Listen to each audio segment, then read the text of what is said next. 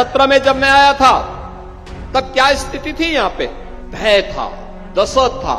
आज वह बिजनौर भी माफिया और अपराध से मुक्त होकर के विकास के पथ पर तेजी के साथ अग्रसर हो रहा है। 2017 के पहले कौन जिला बचा था जहां दंगे न हुए हो, जहां कर्फ्यू न लगा हो?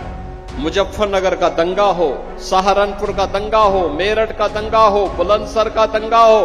जिन लोगों को दंगा युक्त, गुंडा युक्त, अपराध और माफिया से युक्त बिजनौर चाहिए था, ये वे बांटने वाले लोग हैं। अब मैं कह सकता हूं, न कर्फ्यू है न दंगा है, अब बुलंदशहर चंगा है।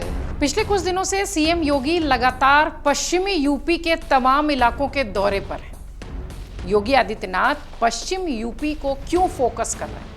चुनाव तो अभी बहुत दिन है, उसके बावजूद भी क्यों लगातार विकास परियोजनाओं की बात, कई सारे शिलान्यास, ये सब कुछ वो वेस्टर्न यूपी के हिसाब से ही प्लान कर रहे हैं। सीएम योगी क्यों पश्चिमी यूपी को अपने चुनावी प्लान में सबसे ऊपर रख रहे हैं? क्या पश्चिमी यूपी में 2027 का सबसे बड़ा सियासी संग्राम देखने मिलेगा?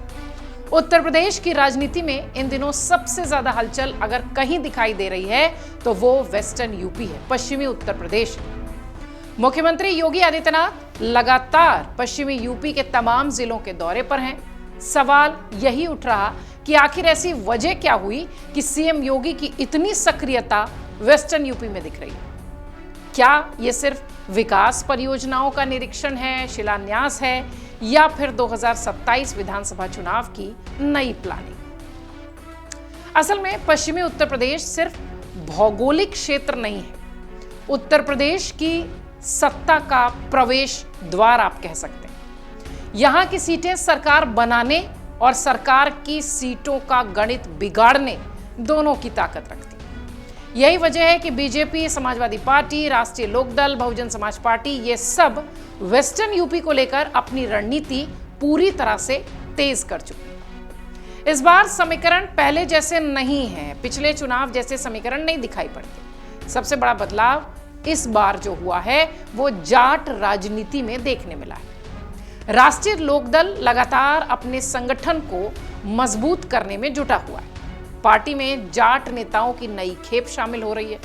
खास बात यह भी है कि इनमें केवल पारंपरिक आरएलडी के समर्थक नहीं हैं। चिंता का विषय यह है कि बीजेपी से, कांग्रेस से, समाजवादी पार्टी से, बहुजन समाज पार्टी से तमाम जो जाट लीडर्स हैं, जो नेता हैं, वो सब अब आरएलडी के समर्थक के रूप में जाने जाएंगे। इन सारी बातों से साफ संकेत मिलता है कि पश्चिमी यूपी में जाट वोटों को लेकर नई राजनीतिक लड़ाई शुरू हो गई। यही वजह है कि मुख्यमंत्री योगी आदित्यनाथ खुद मैदान में उतरे हैं। लगातार पश्चिमी यूपी के दौरे पर हैं, शिलान्यास कर रहे हैं, विकास परियोजनाओं का जायजा ले रहे हैं। अगर देखिए तो बीजेपी इस बात को जानती है कि अगर जाट वोटों में किसी तरह से वेस्टर्न यूपी में सेंध लग गई तो उसका असर कई विधानसभा सीटों पर पड़ सकता है। इसलिए संगठन और सरकार दोनों स्तर पर सक्रियता बढ़ा दी गई है और इसकी जिम्मेदारी खुद सीएम योगी ने उठाई।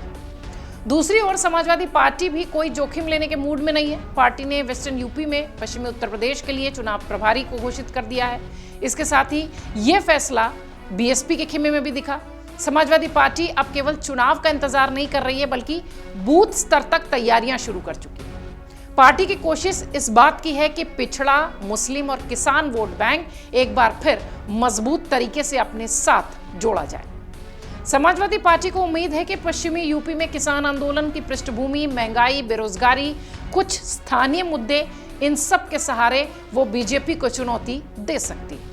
इसी रणनीति के तहत वहां कई सारे संगठन सक्रिय कर दिए गए हैं। कई सारे लोगों की तरफ से काम समाजवादी पार्टी के जो लोग हैं उनके तरफ से शुरू कर दिए गए। बीएसपी, जैसा कि मैंने शुरुआत में ही जिक्र किया कि बीएसपी ने भी अपना चुनाव प्रभारी वहां घोषित कर दिया है, उसकी घोषणा कर दी गई है। पिछले कुछ चुनावों में कमजोर प्रदर्शन के बावजूद मायावती की पार्टी संगठन को फिर से खड़ा करने की कोशिश कर रही है।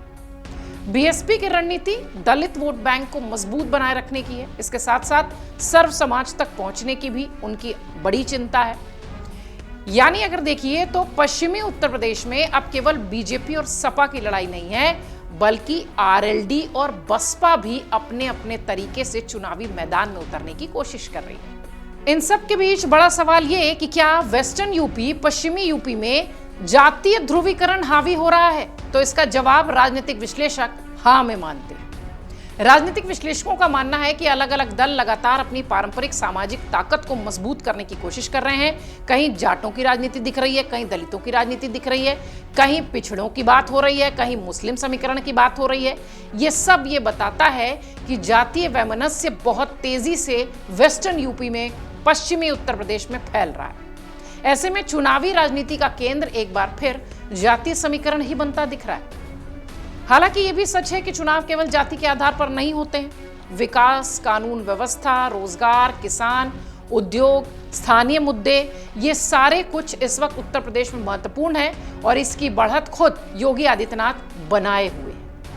लेकिन जब सभी दल अपने अपने सामाजिक आधार को मजबूत करने में जुट जाते हैं तो वाकई में राजनीतिक माहौल जातीय पहचान की चर्चा को ज्यादा हवा देने लगता है। यही वजह है कि मुख्यमंत्री योगी आदित्यनाथ के वेस्टर्न यूपी, पश्चिमी यूपी के दौरों को भी केवल सरकारी कार्यक्रमों तक सीमित करके नहीं देखा जा सकता। राजनीतिक जानकार और सियासत के पंडित ये भी कहते हैं कि इन दौरों के जरिए बीजेपी अपनी कार्यकर्ताओं में ऊर्जा भरने की कोशिश पहले से कर रही है, संगठन को सक्रिय रखने की कोशिश कर रही है, संभावित राजनीतिक बदलावों पर नजर रखने की कोशिश कर रही है।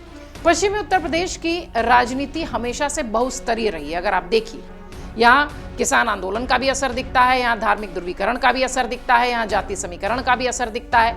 यानी बड़ा मिला जुला यहाँ पर हिस्सा होता है चुनावी जो दंगल होती है उससे ठीक पहले। ऐसे में कोई भी दल वेस्टर्न यूपी को, खासतौर से समाजवादी पार्टी और बीजेपी, हल्के में लेने की स्थिति में नहीं। 2027 विधानसभा चुनाव अभी जरूर दूर हैं, लेकिन अगर आप देखिए तो तैयारियां जोरों पर है। बीजेपी लगातार अपनी योजनाओं और विकास कार्यों को जनता के बीच पहुंचाने में लगी है, खासतौर से सीएम योगी, और समाजवादी पार्टी संगठन को मजबूत करने की कोशिश कर रही है बूथ लेवल से। आरएलडी जाट राजनीति को नई दिशा देने की कोशिश में है, जबकि बीएसपी भी अपने पुराने जनाधार को फिर से सक्रिय कर उसे जुटाने की कोशिश कर रही है। सबसे बड़ा सवाल ये कि क्या योगी आदित्यनाथ का पश्चिमी यूपी दौरा संभावित राजनीतिक चुनौती का जवाब है? क्या आरएलडी में जाट सक्रियता बीजेपी की चिंता का विषय है? क्या समाजवादी पार्टी और बीएसपी की संगठनात्मक तैयारी आने वाले चुनाव को और दिलचस्प बनाएगी? और सबसे अहम ये कि क्या पश्चिमी उत्तर प्रदेश में चुनावी मुकाबला विकास के मुद्दों पर होगा या फिर कहानी जातीय समीकरण पर जाकर टिक जाएगी? इन सारे सवालों का जवाब निश्चित तौर पर धीरे धीरे आने वाले महीनों में मिलेगा जब चुनाव नजदीक आएगा।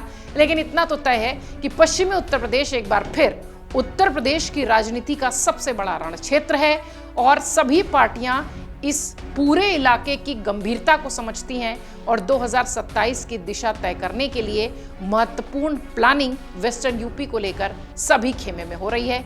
इसी कड़ी में योगी आदित्यनाथ भी ज्यादातर पश्चिमी यूपी के इलाकों का दौरा कर